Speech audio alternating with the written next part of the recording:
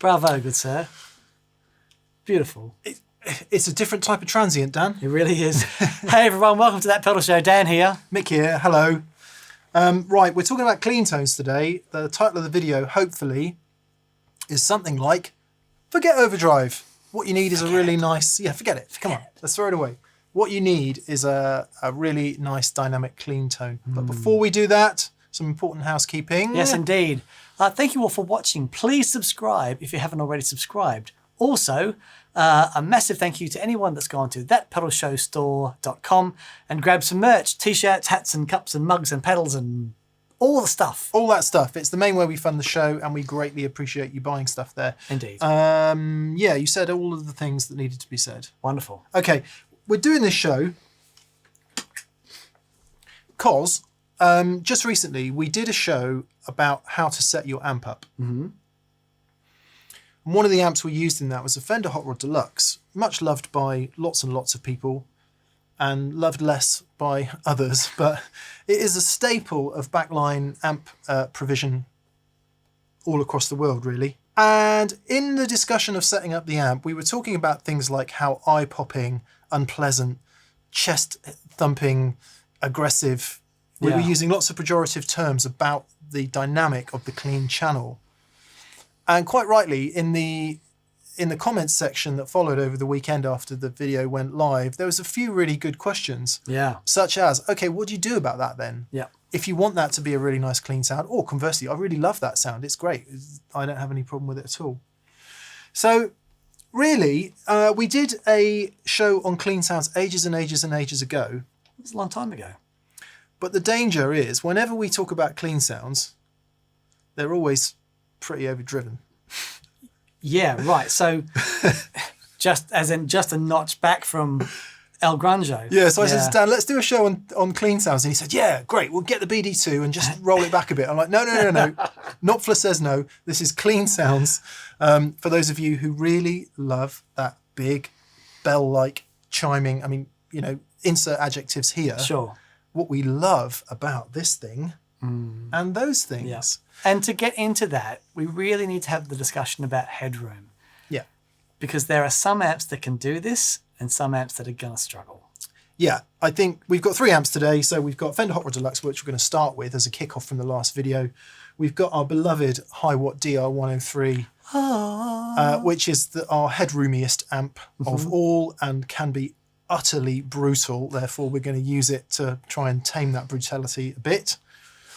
And we've got something that you might not consider to be a great clean amp, although users of these will know them to be great clean amps. 50 watt Marshall Plexi. What would you associate with a Marshall Plexi? Overdrive. But we're gonna prove it otherwise. So that's where we're going to begin, and we're just going to run through 10 things that you can try or you can think about in order to make that clean sound feel, sound and react in a way that isn't quite so brutal and popping and so that when you go from that to a driven sound, it's not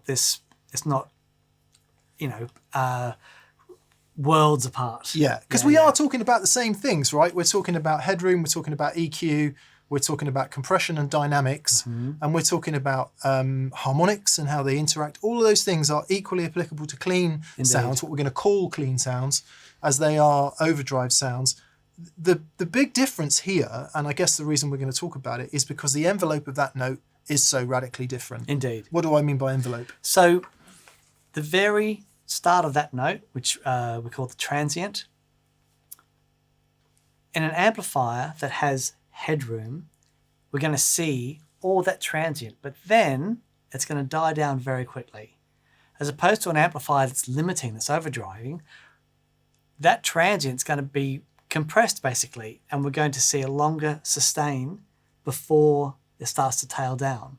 So, the guitar is sustaining for the same amount, it's just what's perceived through the amplifier is different. So with an amplifier with loads of headroom, massive spike. Yeah. And that, I guess that manifests in 2 ways for you as the player. One is you hit that note and it's like, whoa. Yeah. That's painful. And then there's nothing. Right. So you need to play another note pretty quickly. Yeah. Because it's gone away. Whereas with overdrive, obviously, it sustains. So sustain is an issue. Okay, let's start the 10 things. Got a list and everything. Nice. Seeing as we left off with the Hot Rod Deluxe last time, we're going to plug it back in. And our first thing is make it wet. So if you've got a really aggressively clean guitar amplifier sound, and for whatever reason you don't have any reverb in the amp, so I'll turn it off in the Hot Rod Deluxe, this is what you get.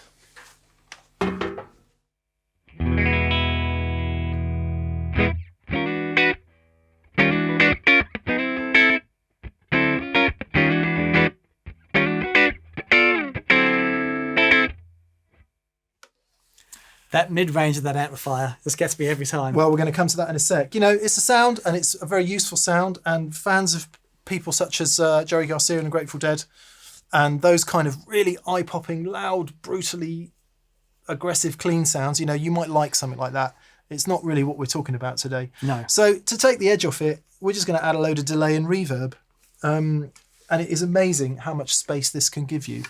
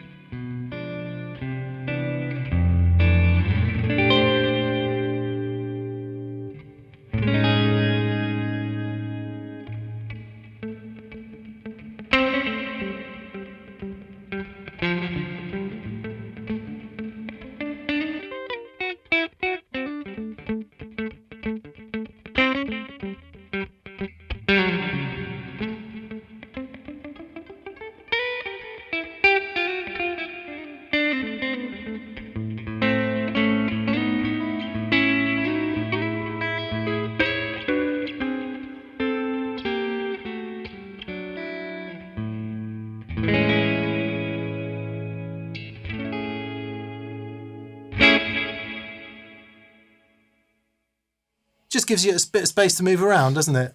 I want to play that sound. Yeah, so if you've got all that off and you're trying to play, I don't know, Dan was playing all kinds of tricky stuff, chords and everything there, but if you're just playing a single note line,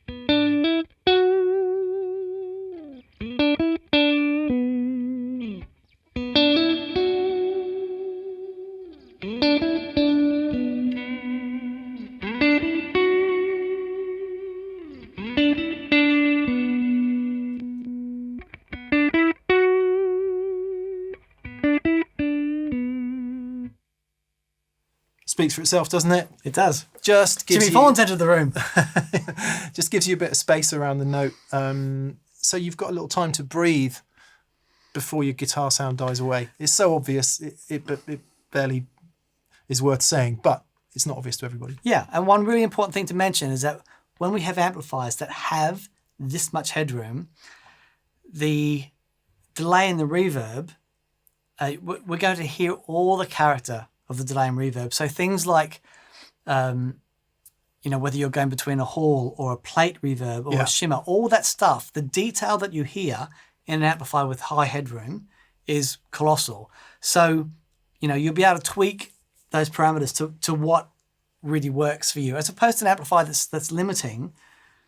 It's like, it's less of a, you get less of that detail. Can still be really cool. Yeah. But the beautiful thing about a high headroom amplifier is that you can really make use of those delays and reverbs. Yeah, we'll hear it more as the show goes on. Also worth saying that if you're not sure about different types of delay and reverb, please watch some of our previous shows where we go through different types of delay and reverb, and you can hear some things that might suit you better or worse. Right, so number 2, try an EQ pedal. So if, for example, you're hit with that, it has a very particular mid-range voice. It really does. The Hot Rod Deluxe, and it might not be beautiful in your idea. I'm going to turn the reverb in the amp back on. Dan.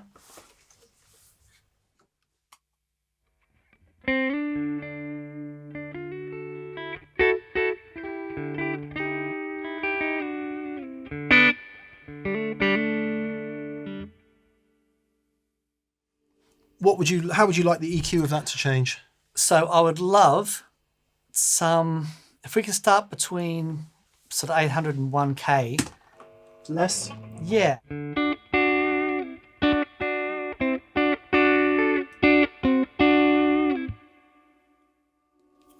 Just to say, for reasons we don't understand, the LEDs on the EQ pedal are not working, but I promise you it's on, and I'll prove that right now. Okay.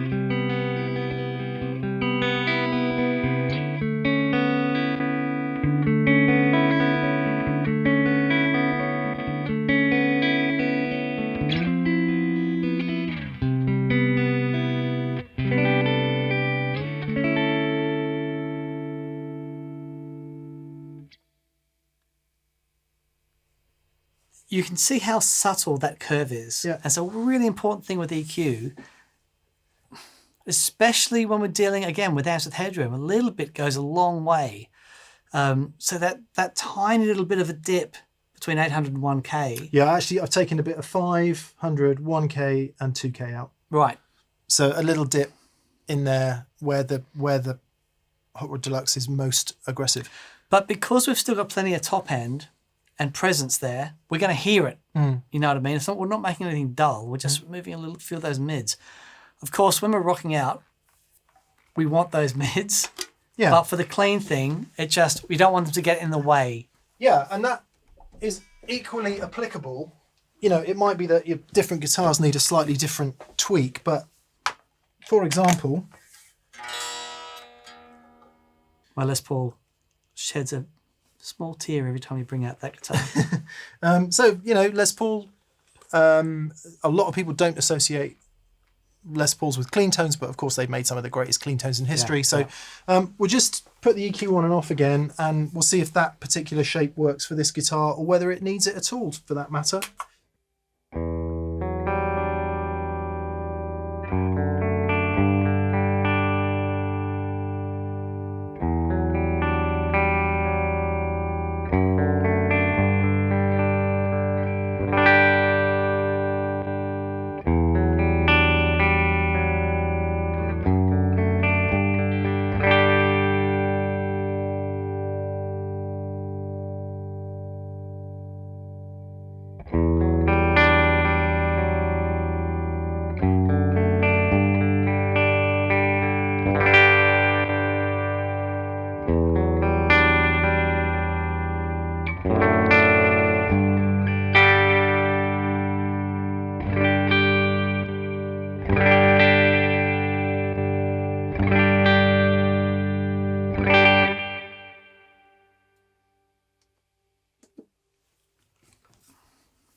Not sure what the mics are hearing, super subtle, just a little bit of tweaking. Tweak in whatever direction you want. It's the first step really, isn't it, EQ? Totally. If you've got one of those brutal clean, or at least you just want to shape it a bit. So let's say you don't have an EQ pedal, you're not a massive fan of the front end of that Fender Hot Rod Deluxe, you don't want to buy a new amp. Here's something that you can try that will help you shape in a similar way but give a completely different character as well. We're going to try a separate valve preamp into the effects loop return. We have done this before, so you can watch other videos on that, but it will fundamentally change the character of the amp. So Dan, play the Hot Rod Deluxe. This is just the Hot Rod Deluxe as it is.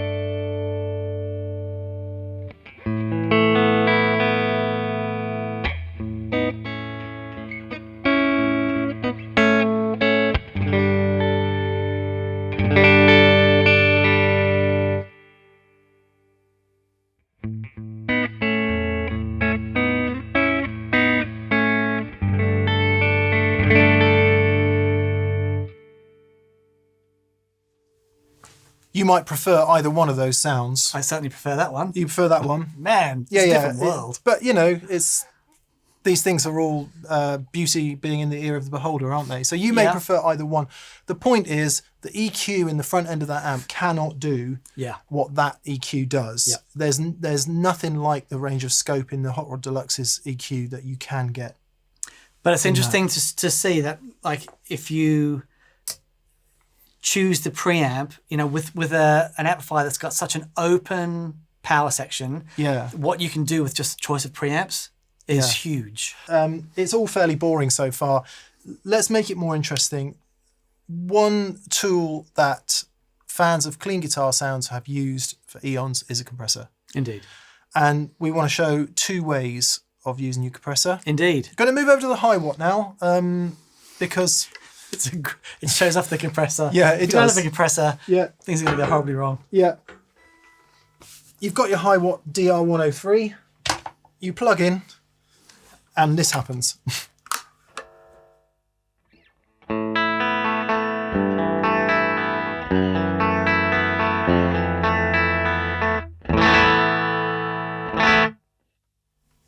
I mean, don't get me wrong, it's not a bad guitar sound, it's just quite hard to play.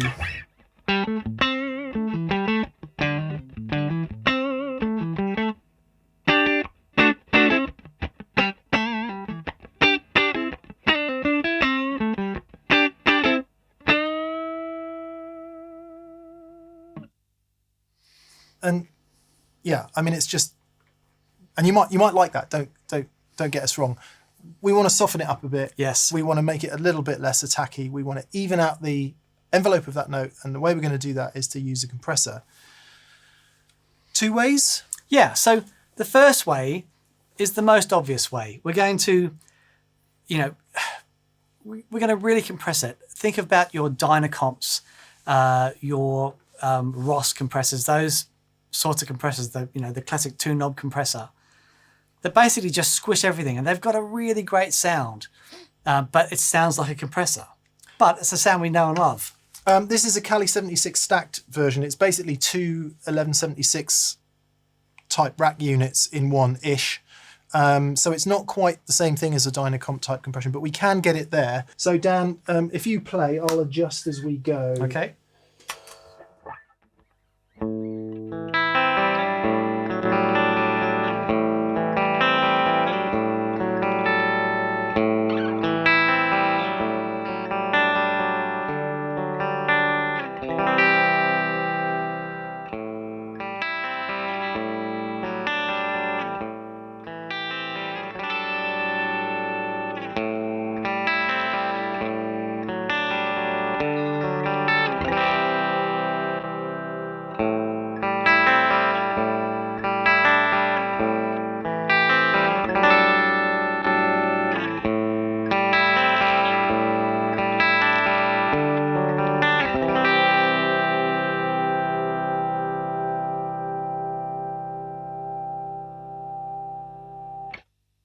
Play that chord again.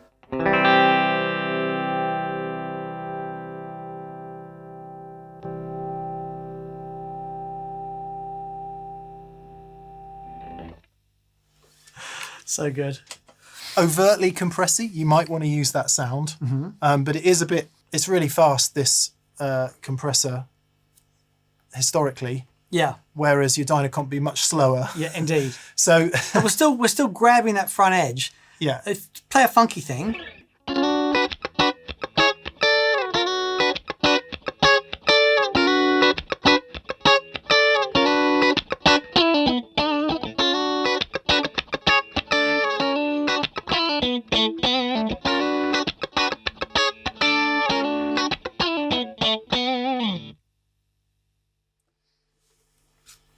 Yeah. See, now that's a compression sound I'm not massively in love with. Right. Because it's just... You're slamming one compressor into the other there. Yeah, and it's too much. It does give you a load of... much. It does give you a load of extra sustain. So if you hold on to a note...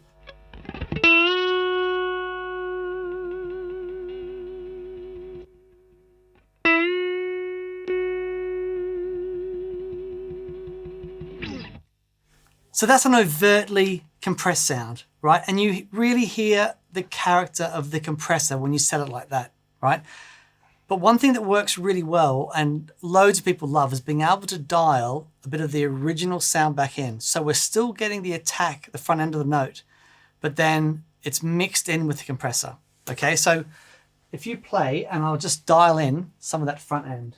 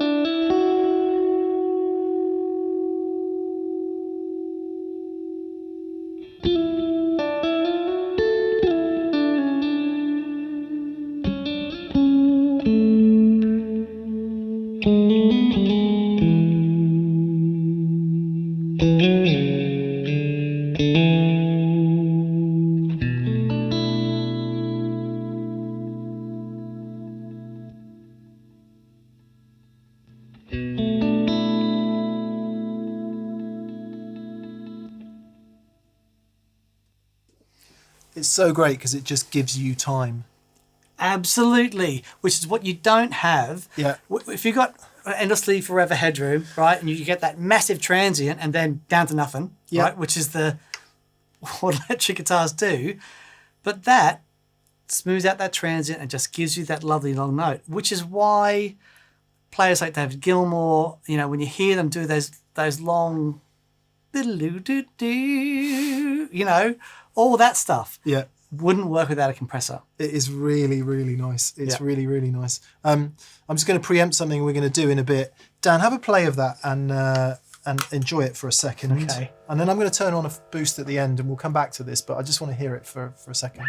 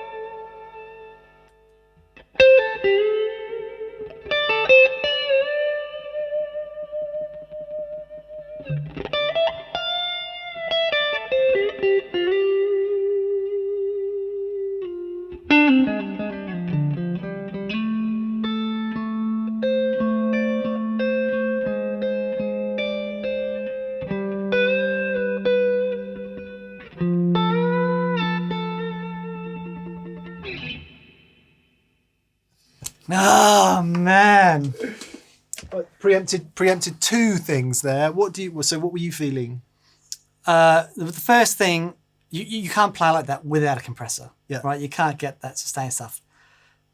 But then that little bit of modulation comes on and everything's good. Yeah. It just opens up. First Really of all, I beautiful. turned on the boost at the end, and we'll come back to that. But the boost at the end just gave a little lift in everything. And you know what? Yeah, Feedback right. with a clean sound? Yeah. Really? That was Yes. the first thing I'm going, and yeah, right, you hit the boost, I'm saying, what? I've done That that. was awesome. I've done it absolutely on purpose because it's my belief anyway, and I don't have any like scientific grounding for this, that it's the interplay of all those harmonics in your guitar sound, because those are the sorts of things we associate with an overdriven guitar sound, right? Right. But actually it's equally applicable to clean guitar sounds, and we just proved it. Feedback with a clean guitar tone.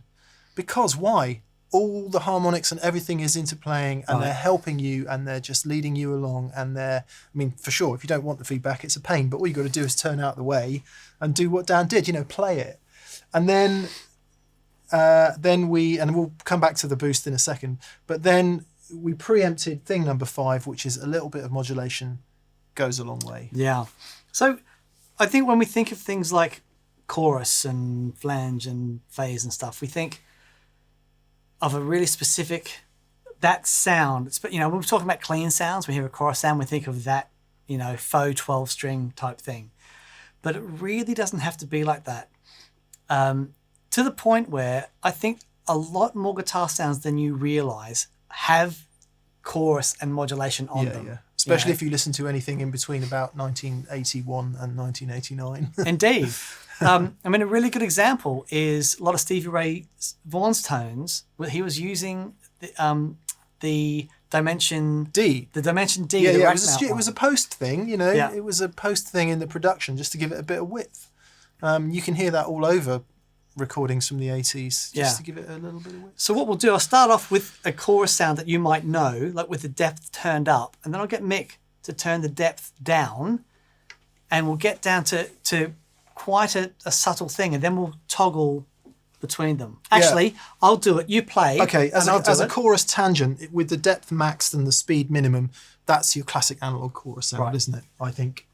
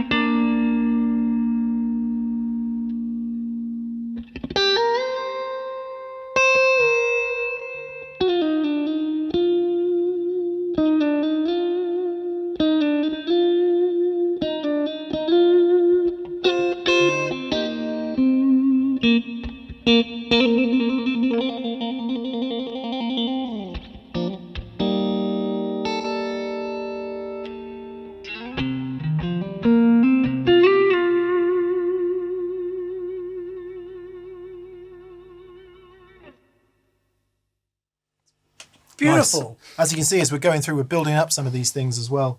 Because as you will have gathered from the top of the show, in isolation, they can be a bit uninspiring, but once you start adding them all together. Yeah. As you can see by that, you know, you can get amazing, you know, those chords, those classic chorus tones are fantastic. And if that's the way you want to go, great. But don't discount having just a tiny little bit, because adding that little bit of movement can just be fantastic. It's also, and you hear how it can cut out some of that bass. Yeah, right. So if you're doing a solo, you know, turn the speed and depth right down. It can be a fantastic way just to help you push through, you know, with a sort of a clean solo type thing. Yeah.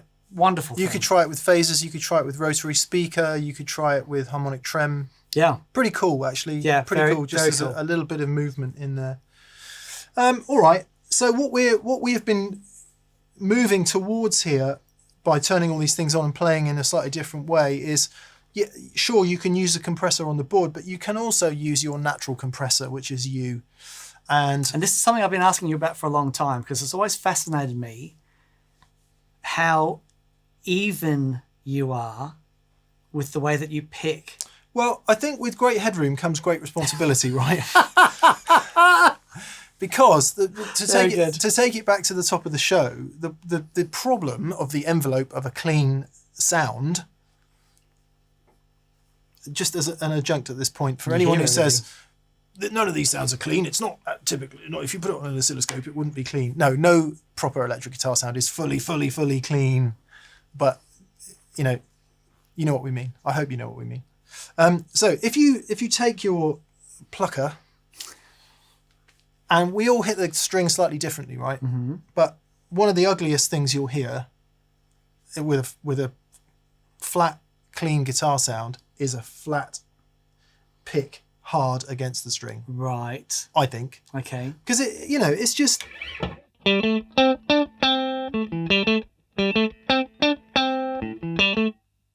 I'm playing deliberately staccato there.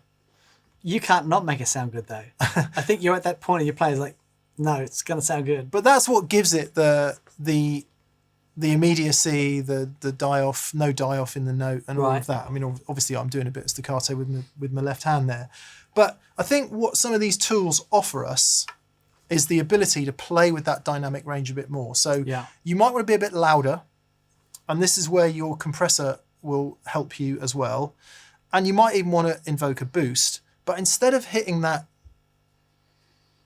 note just the same and flat and the same every time, let's do a couple of things. Let's maybe try a different edge of the plectrum. Ooh. Let's try forgetting the pick altogether and using our fingers. Nice. And what you'll hear is a vast array of different textures coming from the clean sound. Now, many of you will do this completely naturally. You don't even think about it. Some of you won't have experimented with this stuff. So let's have a look at it and let's see. So I was going to build it up by starting with the clean sound, and I'll turn a few things on, right? Okay.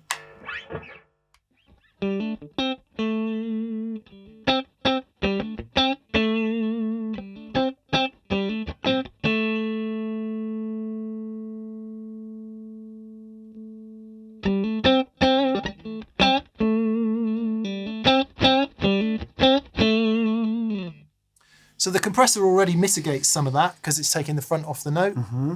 And making everything, things stop jumping out. So if that's how you want to play, that's good. That can really help you. I'll just move the pick around. And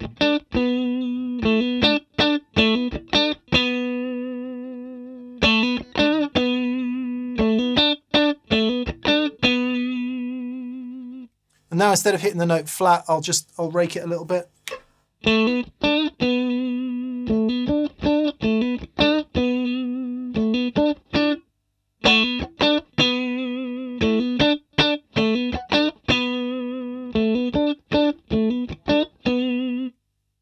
Same pick. I think I might actually just be hitting it with the front of my finger, actually, is what might be happening. But I hope you hear the difference in that was amazing. The treble response. And that's before we've turned any other stuff on.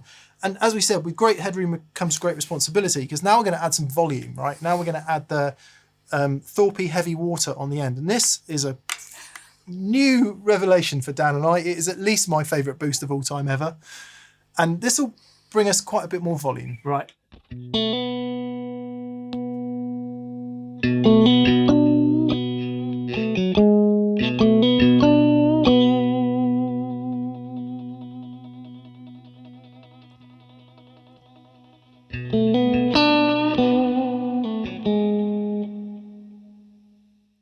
And just like when I'm walking my dog in the fields, worrying the sheep, so my picking hand is worrying the preamps of the recording software, because now we've got loads of headroom. Right. And just to make it even sillier, I'm going to turn the output of the compressor up so it's even louder.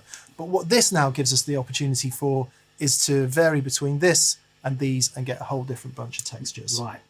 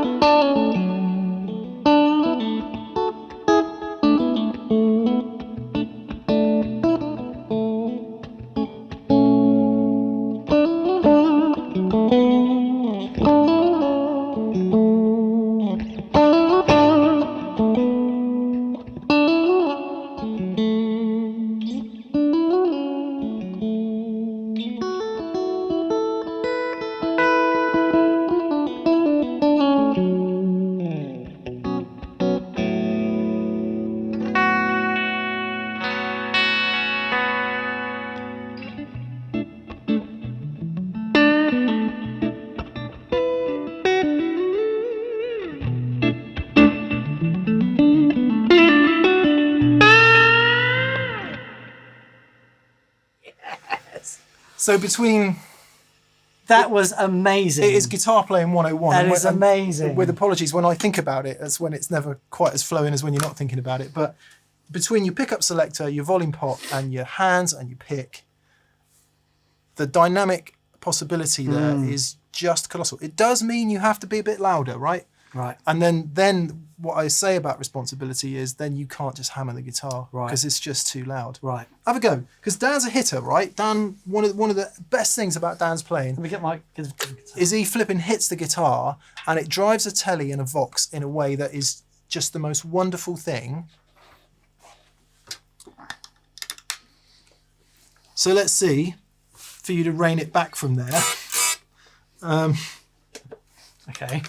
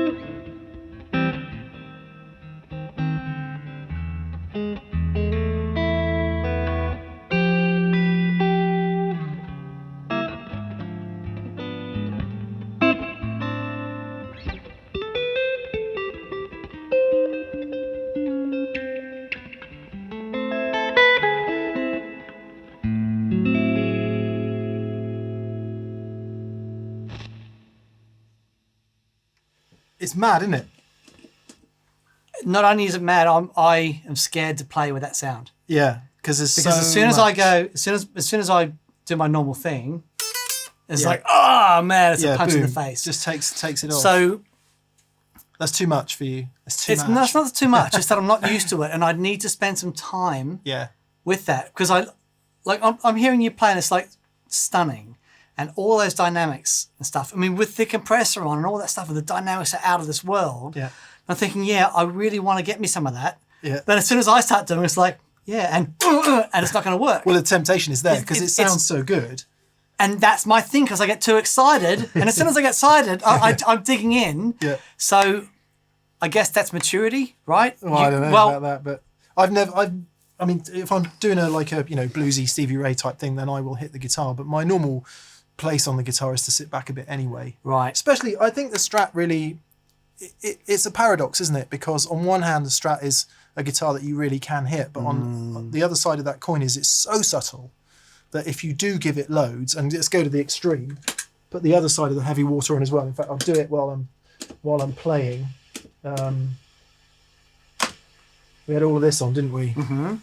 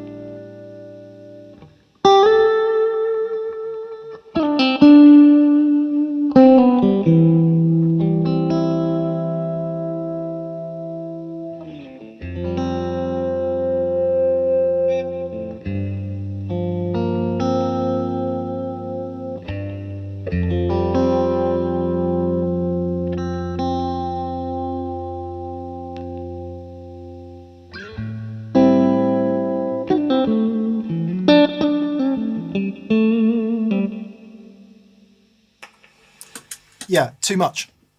Right.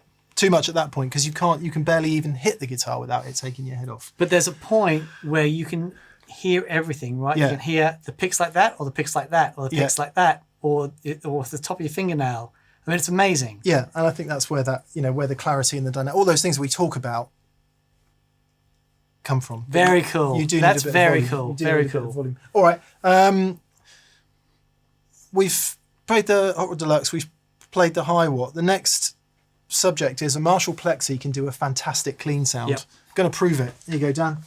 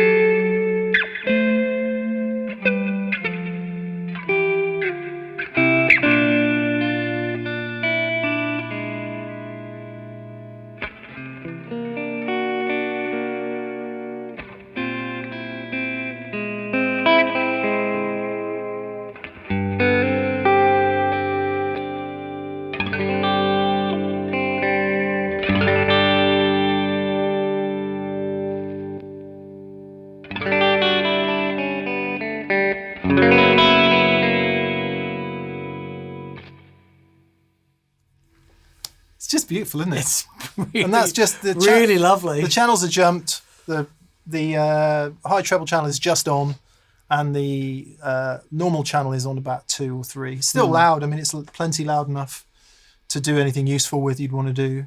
Is it EL34s in that? Yeah. Wow. Is there a room reverb on that Yep. machine? Yep, I believe there is.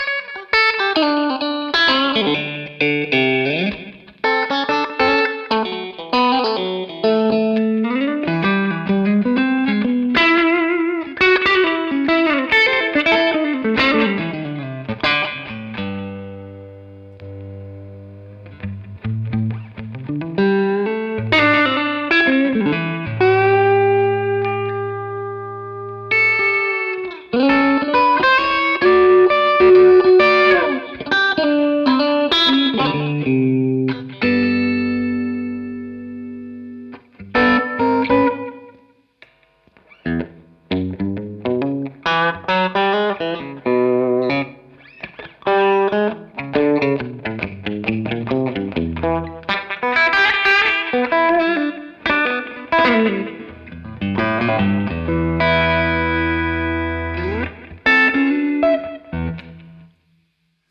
nice. Just pushing the Marshall into overdrive there. Yeah, in true Marshall fashion. Right on the edge. But what a massively dynamic, clean sound that is. Beautiful. Really, really killer. Wow. Amazing. 50 watt plexi, Celestion Alnico rubies, noted for being quite a dark sounding speaker. Yeah. And I guess it all comes back to headroom, right? Because the way the amp's running, it's open. Yeah, and if you hit it with some humbuckers and turn the other side of the heavy water on, it would be overdriving very nicely. And it's just I actually think a lot of the most beautiful clean sounds are at that point. Where it lives. Right. Yeah. Very really nice. Okay, don't be afraid of the bridge pickup. Right. I went to see Alan Holdsworth many years ago, and he had the best clean tone I'd ever heard. And I saw him at the bar at the end of the gig. So I sat there by himself, and I went, no, I'm going to go and say hello. So I did. Glass. I said, excuse me, sir. And we sat down and had a chat, and he was so lovely.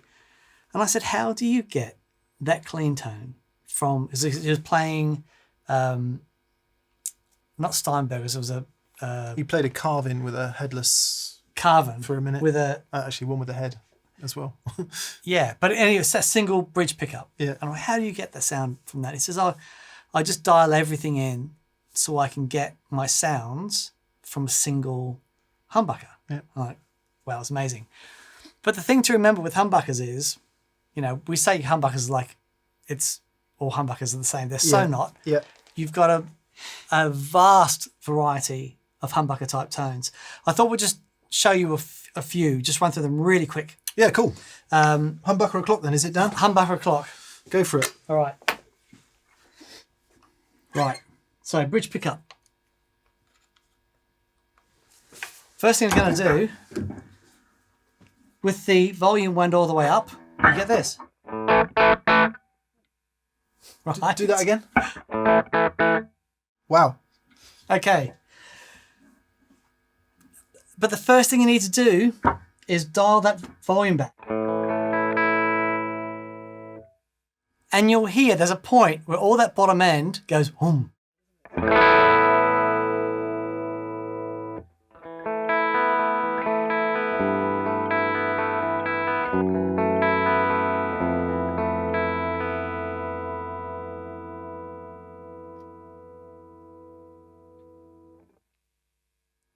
So it's a really great, you can get fantastic clean tones from it. Now, if I sculpted that with a bit of EQ as well.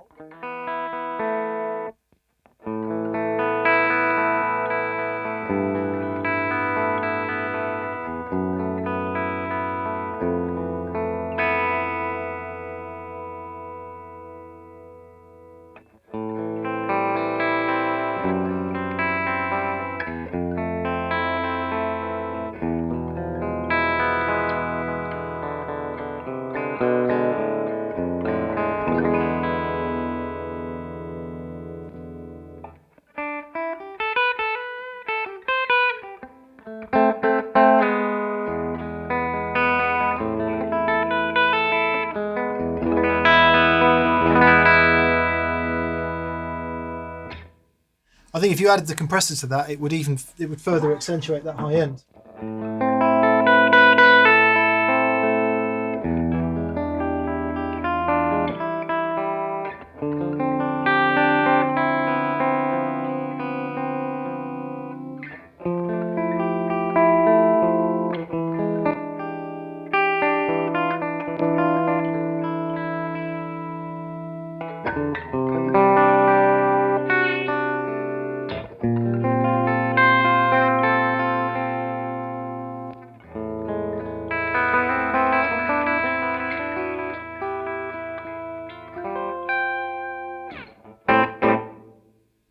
That's mad. On the Strat, it was really accentuating the high end, but on that, it seems to accentuate the mids more. Yeah, right. Interesting. One thing that can help with humbuckers, if they're a little darker sounding, this guitar is brighter sounding than that one, so it won't sound that dark, but...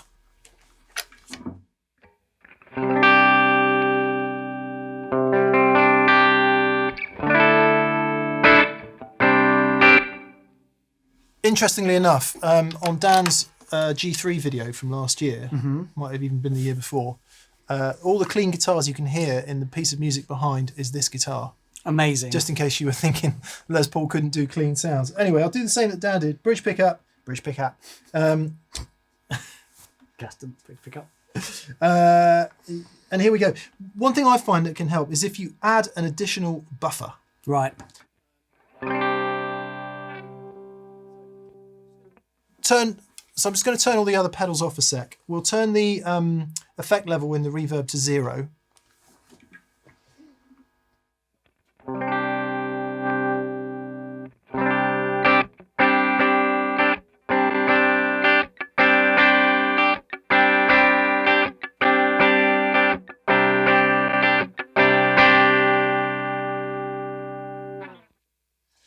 Humbuckers are especially susceptible to top end loss, so it does really help. And I find that really works with a Strat 2, where you turn the volume down, add a buffer, and you just retain all that high end. Yeah, nice. Yeah. Okay, so this is these are wide range humbuckers.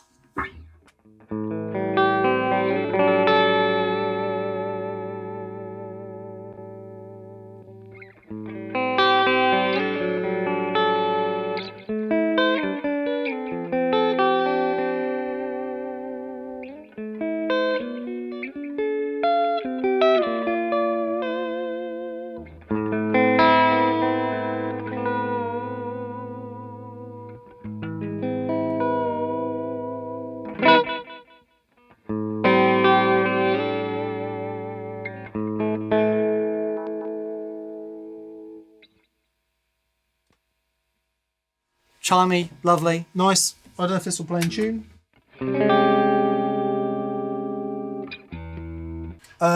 Malcolm's SG with mini humbuckers.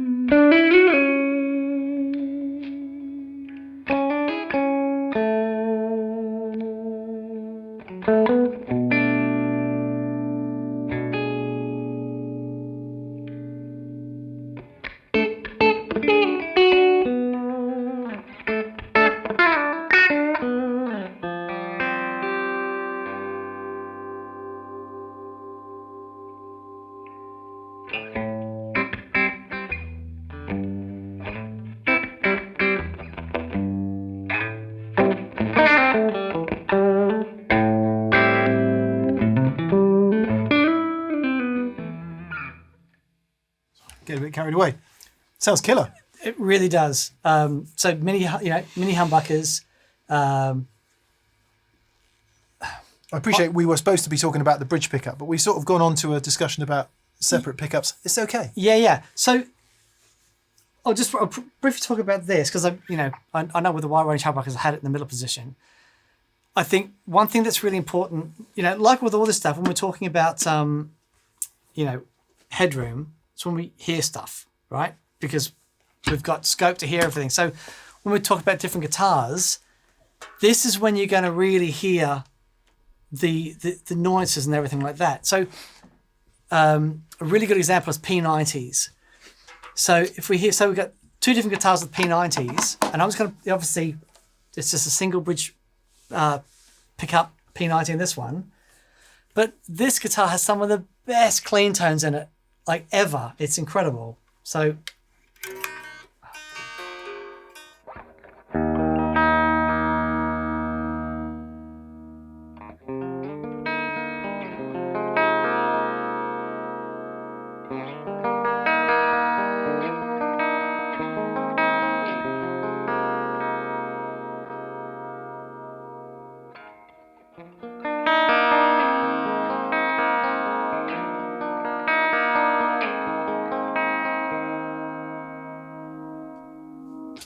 I'm going to put them in here.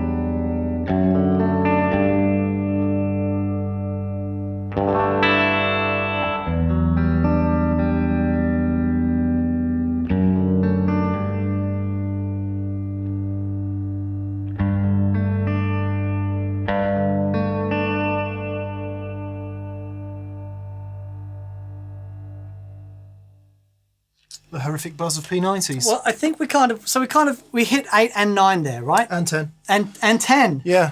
Wicked. Yeah. So, we get used to, Mick and I play Strats and Tallies most of the time. Yeah. And we get used to those sounds. But there is so many great clean sounds in other guitars and other pickups. And I think especially with humbuckers, it might not be that obvious, but spend a little bit of time with it, rolling back that volume, and it's like the whole thing opens up. It's pretty amazing. I think some of the sounds today are there to illustrate the point, really. They might not be necessarily your favourite sounds ever, but by going overboard on that boost, by going overboard on the compression, by going overboard, we're fairly subtle with the EQ, but you sort of get I hope what you get out of this is that flat, basic, largely uninspiring sound that comes out of your amp when you hit it with the sideways of the pick, and you just get a note and it's like, boff, here I am, so what? Can be a little uninspiring. Hopefully we've introduced a few things, and they don't have to be expensive things like this. I mean, it's a pretty spenny board today, to be fair.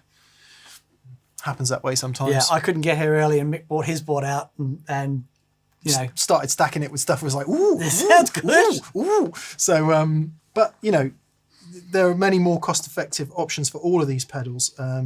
Compressors, delays, reverbs, preamps, boosts, right? But the most fascinating modulation thing for me today, though, was that like when you turn the volume up and you were going but just using the pick. Yeah. Between that and your fingers, I'm like, Yeah. oh man, I've really got to spend some time doing that. And that's where I think that's the difference between that flat, uninspiring, nothing's happening here, clean tone, Yeah. and one that does have all, if not more, of that feel, feedback, dynamic response Harmonics. that you would associate more with an overdriven tone. sound. Amazing. Clean feedback is my favourite thing today, Dan. Yeah, epic. Well, there you go. Thank you so much for watching. Really hope you enjoyed that. Again, please subscribe if you haven't already subscribed. A massive thank you to our patrons on Patreon. Thank you so much. Really appreciate your support. A massive thank you to our preferred retailers in the UK and Europe.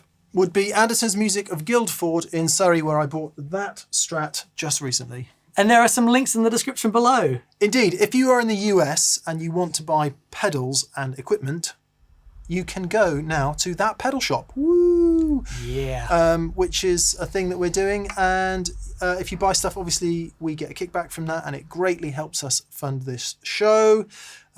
It only works in the US, and you can't buy merch there. If you want to buy merch, it's thatpedalshowstore.com, and we ship all over the world. Indeed. Yes. Anyone that's gone to thatpedalshowstore.com, thank you so much. Yes. T-shirts, hats, mugs, pedals, all there. So yes, massive thank you to anyone that's gone there. Brilliant. We will see you on Monday for viewers' comments and questions, where you can tell us all about your clean tones. And probably talk about Jerry Garcia a lot. Indeed. Have a great day. We'll see you soon. Okay, bye. Bye.